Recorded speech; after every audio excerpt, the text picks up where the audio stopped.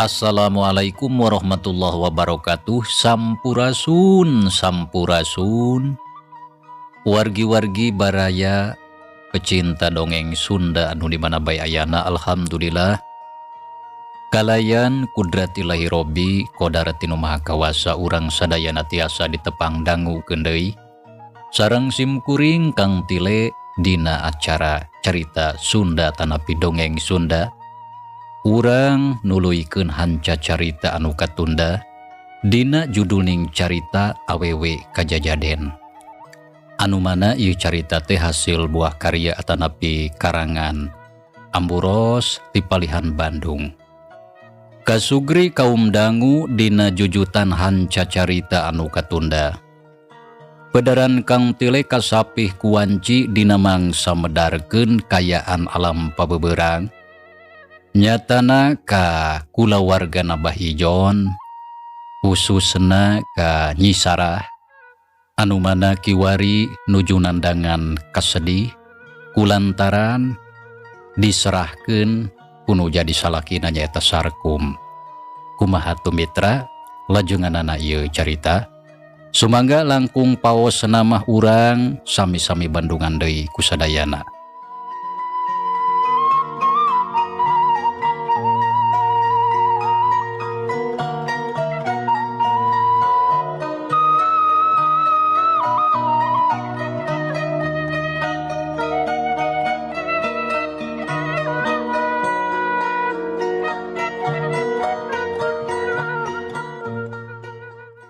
Abah geus kaluar barudak teh cing sok geura caritakeun naha naon atuh anu kajadian pangna anak urang bisa ceurik kawas kieu.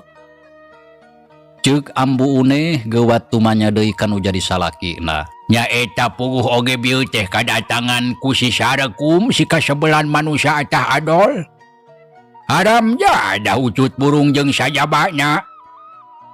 Walon Bah Ijon huntuna kekerot dan paleungeun dikepeulkeun meuni buleud bakat ku ambek ka Sarkum. Gek diuk dina tempatna anu tadi.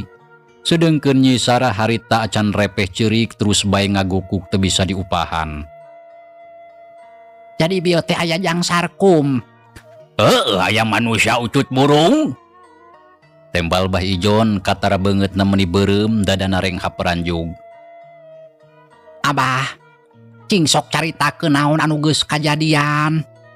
Jeung deui kunaon katempona abah teh meuni siga nu ambek pisan ka jang Sarkum.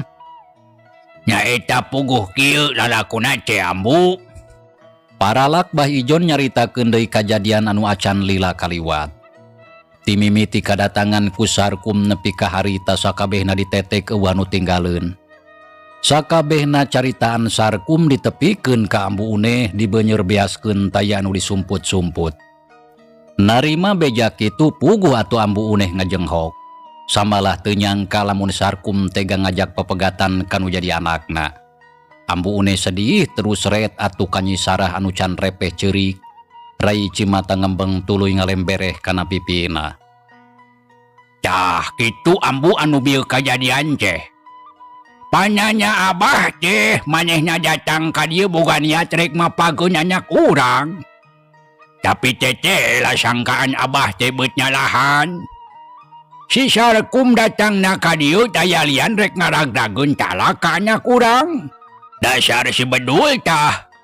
Borokala disuguhan ku abah teh wajib sirsak jeung cau. Lamun nyaho kitu mah pamaksudanna moal disuguhan anu kitu. Tapi rek disuguhan bedog menang asa. Ceuk Bah Ijon sanggeus rengse medarkeun sakabeh lalakonna. Geuning jadi kitu akhirna lalakon hidup jeung jang Sarkum teh. Ceuk ambu uneh bari ngusapan buuk anakna. Sok sanajan munggu hate milu nyeri sarta watir kanu jadi anakna. Tapi dina hal ieu ambu uneh teu nyalahkeun teuing ka Sarkum. Lantaran ayana ieu kajadian, sabagiana alatan kalakuan Bah Ijon anu salilana teu weleh ngahina jeung nyacampah ka Sarkum. Saeutik oge teu ngajenan kanu jadi minantu. Matak teu heran lamun ayeuna Sarkum nyieun kaputusan anu sarupa kitu. Tapi aya anu matak handeueul pikeun ambu uneh. Lantaran anak Nyi Sarah mah teu boga kasalahan. Samalah teu pantes lamun kudu narima akibat anu cara ayeuna.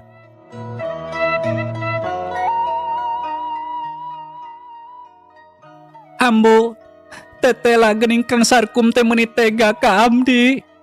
Ceuk Nyi Sarah bari cengkat lalaunan. Panon carindul buuk aut-autan. Nyai anaking, dodoh teuing Sarah anak ambu. Wayahna hidup teh kudu daek narima kana ieu kanyataan. Mata kitu oge sagala rupa anu geus kajadian eta sakabeh mangrupa nasib hidup. Kusabab kitu pasrahkeun ka pangeran sarta terima ku kasabaran. Ambu mah percaya hidup bakal bisa nyangharupan sagala rupa anu tumiba. Kusabab kitu ulah leutik hate sing ingat. Lamun hidup teh boga barudak anu kudu diurus sarta diperhatikeun. Ta eta we anu kudu dimumule ku hidup mah. Lantaran anak teh rejeki jeung kapercayaan ti pangeran keur hidup. Sanajan ayeuna hidup ngalaman kanyeri ati anu pohara. Tapi dina hiji waktu mah eta sakabeh bakal robah jadi kabagjaan. Lantaran ari kahirupan teh muter siga ban mobil. Sakapeung aya di luhur, sakapeung aya di handap. Jadi moal angger salawasna. Kitu deui lamun hujan tangtu aya raatna. Usum halodo aya hujana. Terus gonta-ganti salilana. Taku lantaran kitu hidup kudu yakin. Dina hiji waktu insya Allah hidup oge bakal panggih jeung kabagjaan.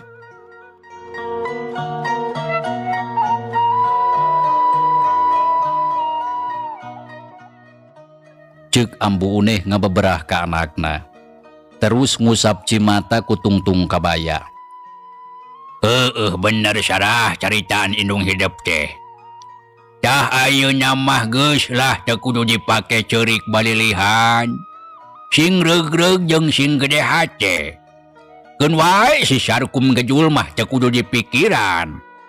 Bisi hidup hayang boga deui salaki mah keun ku abah rek dipangneangankeun. Anu pantes keur batur hirup hidup. Lantaran abah teh loba kawauhan jadi moal mata kese rek neangan pisalakieun mah. Asal hidupna daek sareta ngagugu ka abah. Ceuk Bah Ijon nyaritana teu euleum-euleum sareta teu ngaragap kana hate sorangan. Samalah teu ngarti kana kayaan anakna anu harita keur nalangsa. Nya puguh atuh Nyi Sarah beuki sedih samalah keheul kanu jadi bapana. Abah ulah wakan nyaritakeun hal eta. Sabab kayaan anak urang teh keur kieu. Nah, ari abah teh teu ngarti kana kayaan hatena. Ari si ambu. Matak abah nyarita kitu oge puguh abah teh ngarti kana kayaan anak urang. Anu ayeuna keur meunang ka nyeri ti si Sarkum. Tah kulancaran kitu pikeun ngubaranna kudu gancang neangan deui gentina. Anu bisa ngababarah jeung ngubaran hatena. Tong sok ngababarikeun abah. Neangan salaki pikeun batur hirup teh moal gampang sakumaha caritaan abah. Jadi geus atuh ulah nyarita ka mana bae karunya ka si nyai anu keur meunang ka nyeri ati. Jeung deui ayana ieu kajadian teh teu leupas tina kalakuan abah sorangan. Anu salila ieu sok nganyerikeun ka anak batur. Tah ayeuna si nyai anak urang anu dinyerikeun ku batur. Eta sakabeh tangtu mangrupa akibat tina kalakuan abah. Piraku acan kene sadar. Jadi geus lah ulah ka mana karep nyarita teh. Make jeung nyebut ngababarikeun nya gampang atuh. Dan usok ngadengekeun dongeng ngakuna mah duda eta teh lolobana mah. Jeung deui naha make ka abah we nyalahkeun teh. Manggeus abah manggeus. Tembal ambu uneh bari beketut baeud keheul kanu jadi salakina. Ngadenge caritaan kitu Bah Ijon teu nembal deui jung nangtung terus ngaleos muru ka tukang. Jerut turun ka pipir imah gek diuk dina bangku handapeun tangkal peuteuy. Keur sajongjongan. Bah Ijon ngahuleng mikiran caritaan bojona anu tetela nyalahkeun ka manehna. Dina hate leutik Bah Ijon sadar lamun caritaan bojona teh memang bener kitu kanyataanna. Lamun anu dilakukeun ku Sarkum ayeuna minangka males kanyeri kana sagala rupa panghina anu dibikeun ku dirina dina waktu anu katukang. Bah Ijon rumenghap narik napas jero, hate watir kanu jadi anakna. Mitra kaum dangu, kocapkeun deui Nyi Sarah anu aya di jero imah harita teh geus rada leler ceurikna. Ngan ukur inghak-inghakan, ku ambu uneh teu bisan ditinggalkeun samalah teu eureun. Terus bae di beberapa syarat tadi gedean hatena ngarah anakna teger deui. Teu lila jep Nyi Sarah repeh tina ceurikna. Bareng jeung kitu torojol Jang Panji jeung Nyi Sarah nyampeurkeun. Pak, kumaha tos teh nyeri waos teh? Tanya Jang Panji bari neuteup ka indungna. Ah henteu Ujang, ayeuna mah tos teh nyeri. Nya nuhun atuh mah abdi hawatos ningali emak nangis teh. Margi sapertos anu nyeri pisan. Tapi palih mana anu nyeri nama? Tanya Jang Panji tetelepek. Sedengkeun Nyi Sari ukur melong ka indungna. Ieu anu nyeri nama Jang. Walon Nyi Sarah bari ngarampa dadana. Ningali kitu Jang Panji ngahuleng, ceuk pikirna naha ari anu nyeri huntu tapi anu dirampa dada. Naha mah nyeri waos teh nuduhkeun kana dada. Ujang, nya pugu oge bakat ku nyeri huntu mah teh. Matak nyerina nepi ka parat kana dada. Anu matak geus ulah tatanya deui. Ceuk Nyi Sarah bari ngusap cimata keur kitu sor Nyi Sari ngasongkeun permen loli anu tadi dibeli di warung sarta acan di dahar. Mak, ieu kanggo emak. Sari tong dipasikeun ka emak apan emak teh nuju nyeri waos. Apan saur emak oge tos teh nyeri waos mah, tapi anu nyerina dada. Sanes kitu nya mak, ieu mangga kanggo emak. Walon Nyi Sari bari nyodorkeun deui permen loli ka indungna. Ningali kitu gap atuh ku Nyi Sarah di tampanan. Geus kitu kerwek anakna dirangkul duanana terus harita ditangkep pageuh bari dihujanan ku cimata. Sanajan dirina ayeuna keur manggih katunggaraan, tapi ku ayeuna rada teger lantaran kaupahan unu jadi anakna.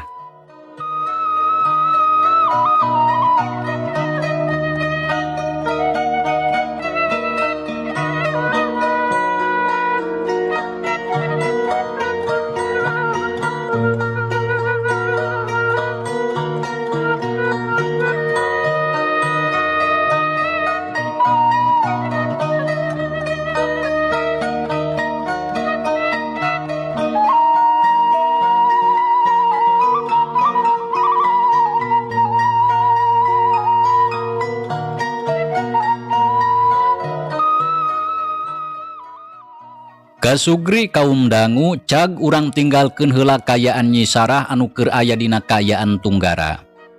Ayeuna urang malikan deui nyaritakeun lalampahan Sarkum.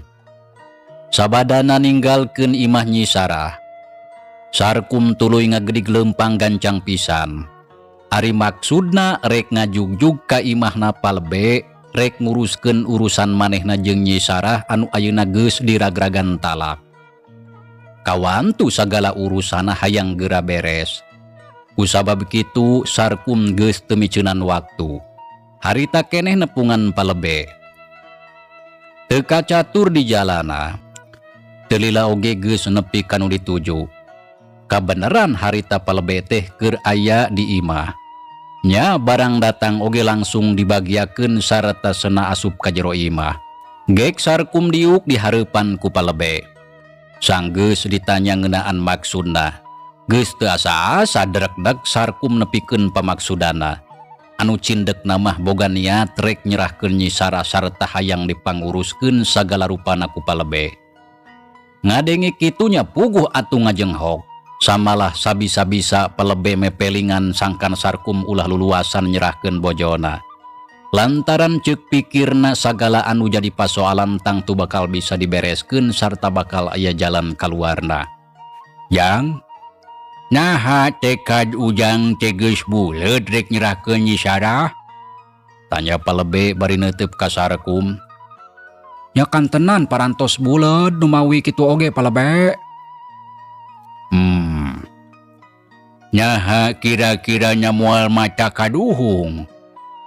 Sabab ari kaduhung mah tangtu moal ti heula. Lantaran ari anu ti heula mah jalma anu nuntun domba. Jadi dina hal ieu hadena mah cing sok pikir heula cing apik, timbang-timbang untung jeung rugi. Nah, ulah sok gurung gusuh kejot borosot kaburu ku nafsu. Pikirkeun ka hareupna kitu ceuk bapa mah. Ceuk palebe nyarita Nadaria mere pepeling ka Sarkum. Numawi eta oge parantos kengengemut palebe. Rupina dina hal ieu mah kaputusan abdi teh tos moal tiasa dirobah. Abdi hoyong papisah jeung Nyi Sarah lantaran rumah tangga abdi jeung manehna teh teu aya tuluykeuna. Tah rupina mah kitu palebe. Walon Sarkum tandes Turdaria. Sarata tekadna geus bener-bener buleud sigana mah geus moal bisa kapangaruhan ku pepeling ti palebe. Nyaheug bae atuh ari kitu mah kaputusan Ujang. Bapak tangtu geus moal ngahalangan lantaran sagala kaputusan aya dina leungeun Ujang. Sumuhun kitu palebe. Kaputusan memang aya di abdi. Nanging hapunten palebe sanes abdi teu nampi kana pepeling ti sepuh. Mung bae kumaha atuh dari rumah tangga kawas kieu mah moal tiasa dipaksakeun. Nya teu naon ari hal eta majang Sarkum. Dari bapak mah salaku kolot jadi mere pepeling dengan ukur susuganan lamun bisa kene niat Ujang anu hayang pepegatan bisa dihalangan. Nyari kekeh kitu mah tekad Ujang. Pikeun bapak mah teu matak jadi pasoalan. Heug ku bapa poe isuk oge ku bapa rek diuruskeun sangkan urusan gancang rengse. Jawab palebe teu loba dicarita lantaran tangtu geus moal aya hartina. Nya nuhun atuh palebe. Samalah kitu ka hoyong abdi oge urusan ieu teh hoyong gancang beres sangkan teu batak jadi pikiran. Sabab santeuna ku ayana ieu pasoalan teh ngaganggu kana pikiran. Akhirna ngajalankeun usaha oge teu pati tentrem abdi teh. Jadi cindeukna mah hayang gancang bebas tina sagala rupa Bang Baluh. Tah kitu palebe. Nyaheug bae tong hariwang. Tangtu ku bapa oge dipanguruskeun. Tah kitu we atuh palebe nya. Kumargi pamaksudan parantos didugikeun. Ayeuna keneh abdi saja permios. Ceuk Sarkum harita keneh amitan lantaran urusan geus rengse. Reka mana atuh Jang Sarkum? Nah, menyerurusuhan. Apantos burit palebe. Rupina sakedap di oge magrib. Ai bener geus burit ieu teh. Jeung deui bapa oge rek indit ka masjid. Sok atuh ari rek terus mulang mah. Sumuhun palebe. Mangga atuh di kantun permios. Mangga Jang. Jung Sarkum nangtung samemeh indit kunjungan heula. Anu saterusna mah kaluar ti imah dijajabkeun ku palebe nepi ka lawang panto. Kanggeus Sarkum balik gebrug palebe nutupkeun panto. Geus kitu guragiru ka tukang buru kapancuran rek abdas. Saterusna rek indit ka masjid kawantuan ciharita geus maju ka burit. Moal lila deui oge nepi ka wanci salat magrib. Kasugri kaum dangu cag urang tinggalkeun heula palebe. Ayeuna urang malikan nyaritakeun lalampahan Sarkum anu keur aya di setengahing perjalanan rek mulang ka imahna. Wanci harita geus beuki burit. Sora tongeret reang di sarada patembalan jeung sora manuk anu ricit tina dahan. Kawasna keur naryangan pamondokan. Sarkum terus ngagedig leumpang teu luak lieu ka tukang. Hate karasa lugina lantaran geus nepikeun sagala pamaksudana. Sareta moal lila deui tangtu dirina bakal lekasan jadi duda.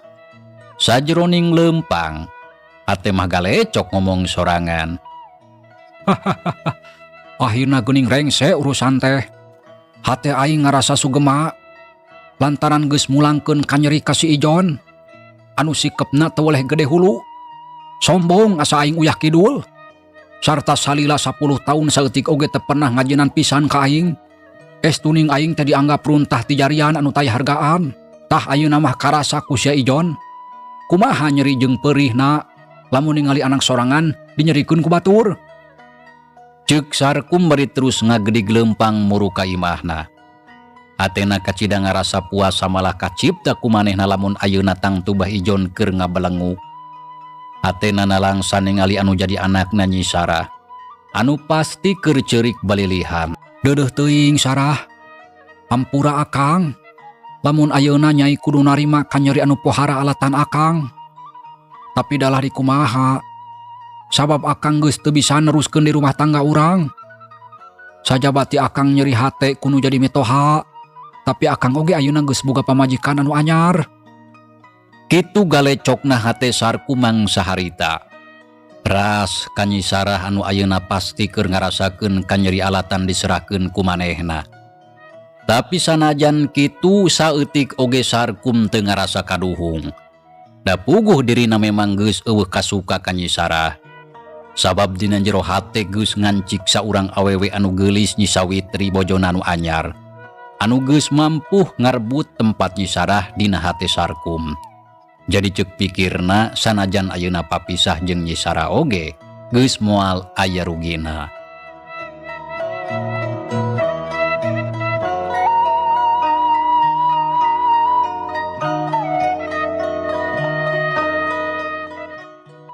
Keun bae si Sarah ayeuna diserahkeun oge. Da aing mah geus boga pamajikan anu anyar, anu leuwih geulis jeung leuwih ngora tangtungana. Jangkung lenjang, montok bahenol herang mencrang matak sumangat, sarta matak betah cicing di imah. Sajabati kitu bener caritaan si Aki. Lamun aing kawin ka incuna, aing teh bakal jadi jalma beunghar dina waktu anu singkat. Tah ayeuna caritaan si Aki teh lah geus jadi bukti. Nya sok sanajan aing can kasebut beunghar, tapi apan geus cukup lumayan. Imah boga, sawah geus kabeuli sagunduk. Usaha jalan samalah mata kaget. Lantaran usaha teh muni asa garampang. Sigana bener pamajikan aing Nyi Sawitri teh mawa watak beunghar. Da kitu ceuk si Aki oge. Ceuk Sarkum teu eureun galecok ngomong sorangan. Samalah nepi ka teu karasa da puguh bakatku anteng Sarkum geus nepi kareupeun imahna. Gok amprok jeung maanah indungna anu harita rek ngampikeun hayam. Geus ti mana Ujang? Tanya maanah bari melong ka anakna anu kakara datang. Geus ti imah palebe mak. Nya geus naon ti palebe? Oh, geus nguruskeun urusan abdi jeung Nyi Sarah. Samalah tadi geus ngadatangan ka imah Bah Ijon. Sarta geus nyerenkeun Nyi Sarah kanu jadi kolotna. Samalah geus diragragan talak. Jadi ku ayeuna mah abdi jeung Nyi Sarah geus eueuh urusan. Salain ti urusan barudak anu dua. Walon Sarkum geus kitu sup ka jero imah. Sedengkeun maanah barang ngadenge kitu teh.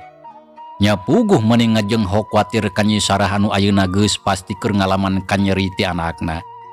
Tapi dina hal ieu maanah teu bisa kukumaha. Kawantu sagala kaputusan aya di Sarkum. Jadi maanah teu bisa pipilueun. Da puguh Sarkum teh teu beunang dicarek sarata teu bisa dipepelingan. Nya anu akhirna mah maanah ngan saukur bisa rumenghap narik napas, anu karasa berat jadi bang baluh kana hate.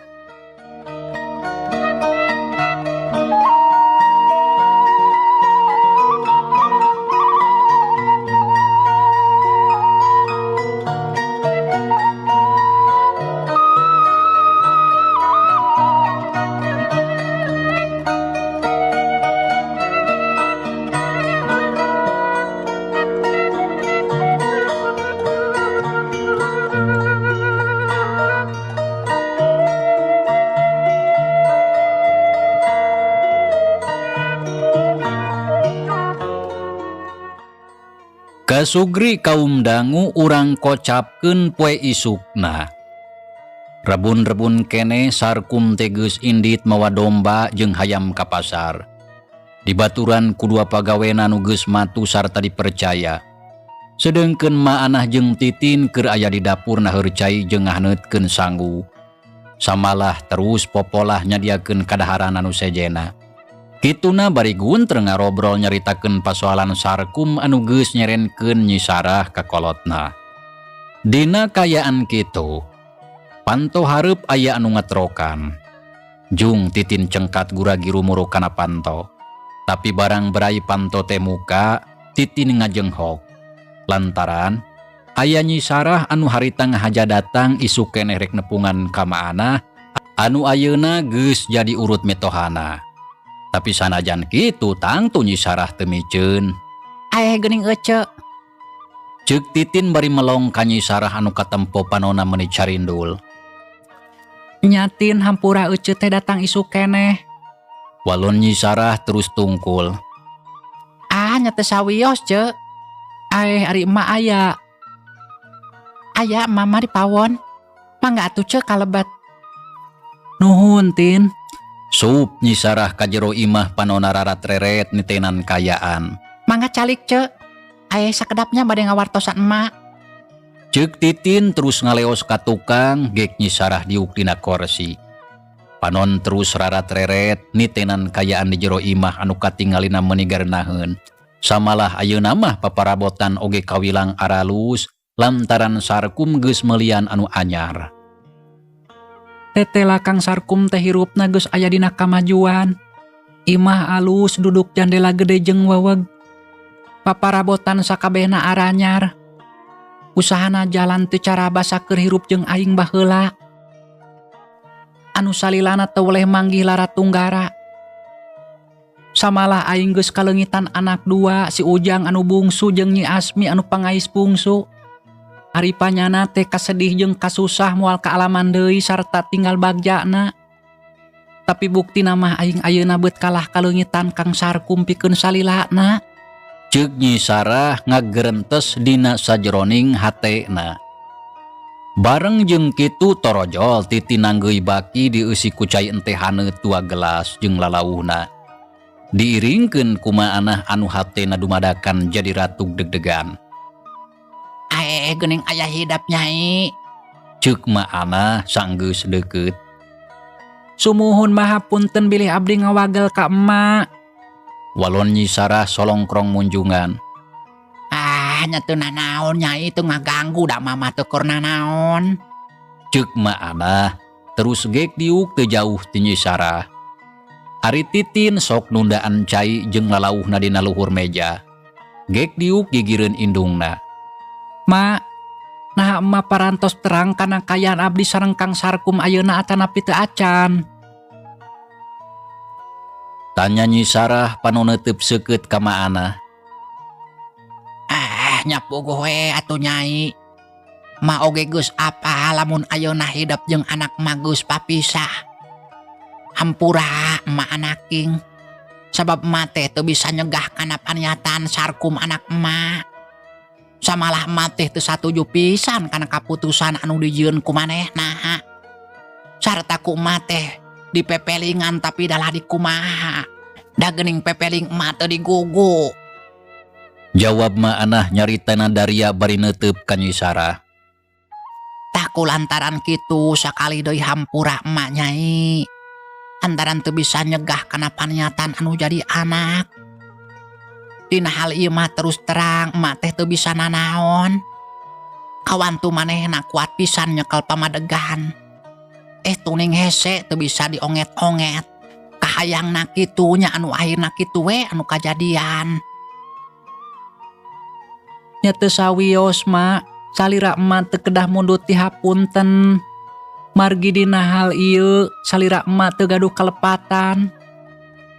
Sajabi ti kitu Kang Sarkum teh da sanes polon ololeho anu tiasa gampang ngagugu kana papatah emak. Tapi Kang Sarkum teh saurang pameget dewasa anu tangtos gaduh pamadegan nyalira. Sarta moal tiasa kapangaruhan ku sasaha. Ceuk Nyi Sarah. Nyaritana dumareuda panon ngarencelong ku Cimata. Tah nya bener kitu anaking. Anak masih Sarkum boga pikiran sorangan anu tangtuna dianggap hade ku manehna. Nyalares mak. Tah kumargi kitu tos ayeuna mah teu kedah janten emutan kanggo emak. Margi abdi tos nampi kalayan ikhlas sagala anu tumiba ka diri abdi. Tangtos eta teh mangrupi bagian lalakon tina kahirupan abdi. Insya Allah abdi bade sabar tumarima. Ceuk Nyi Sarah. teu rasa celak-celak Cimata ragragan kana lahunan. Nya nuhun Nyai ari hidup geus sadar nepi ka dinya mah. Ae hidup teh rek aya naon nepungan ka emak. Nya bisi aya keperluan sejen anu rek ditepikeun sok kadena magancang geura caritakeun. Abdi mah teu aya kaperyogiana naon mak. Dongkap ka dieu sote mung bade mundut dihapunten ka salira emak kitu deui ka Titin. Sok pilih salami abdi janten minantu emak sacara teu sadar kantos ngajaheutkeun manah salira. Da kitu geuning ari mungguhing jalmi tara luput tina kalepatan. Nyai anaking hidup mah teu perlu menta dihampura ka emak. Antaran salila jadi minantu can kungsi nganyerikeun kana hate emak. Sabalikna hidup mah loba pisan nyieun kahadean. Samalah tina tata bahasa paripola sikep jeung tingkah laku sapopoe eueuh cawadeuna. Nya lamun hidup nyaho kana eusi hate emak dina mangsa ayeuna maka cida sedih jeung nalangsa sarta teu tega nyaksian kajadian anu karandapan ku hidup ayeuna. Walon maanah teu kawawa berbei Cimata ngalembereh mapai kana pipina. Nuhun mak atuh pami kitu mah. Nyai sabalikna hidup oge kudu ngahampura ka emak anaking. Sok bisi emak kungsi nganyerikeun ka hidup dina mangsa anu katukang. Lantaran rumasa emak teh sok bawel sarta sok loba mere papatah anu cantang tu katarima ku hidup. Samalah emak sok loba tutah titah. Da kitu ari kolot mah. Ceuk maanah sarua ngedalkeun eusi hatena menta dihampura ka Nyi Sarah. Insya Allah ku abdi dihapunten mak. Ti lahir tu makaning batin estuning caang bulan 14 jalan gede sasapuan teu aya geuneuk meleuk-meuk. Abdi ngahapunten kana sagala rupina. Walon Nyi Sarah bari ngusap Cimata ku tungtung bajuna. Nya nuhun atuh Nyai kumaha didoakeun moga-moga kahareup mah hidup teh cing panggih jeung bagja. Hatur nuhun mapi doana. Titin, hampura euceuk nya sok bisi euceuk kungsi nganyerikeun ka Titin dina mangsa urang keur babarengan. Sami-sami ce abdi oge mundut dihapunten.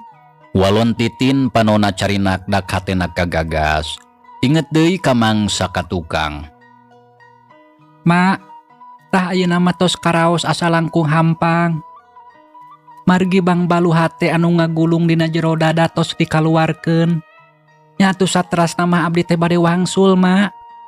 Ceuk Nyi Sarah. Harita langsung amitan lantaran pamaksudana geus ditepikeun sarta eueuh urusan deui anu sejen. Sajabat ti kitu sok bisi Sarkum datang. Anu tangtuna bakal matak nambahan kapeurih kana ati lamun seug amprok jeung jinisna mah.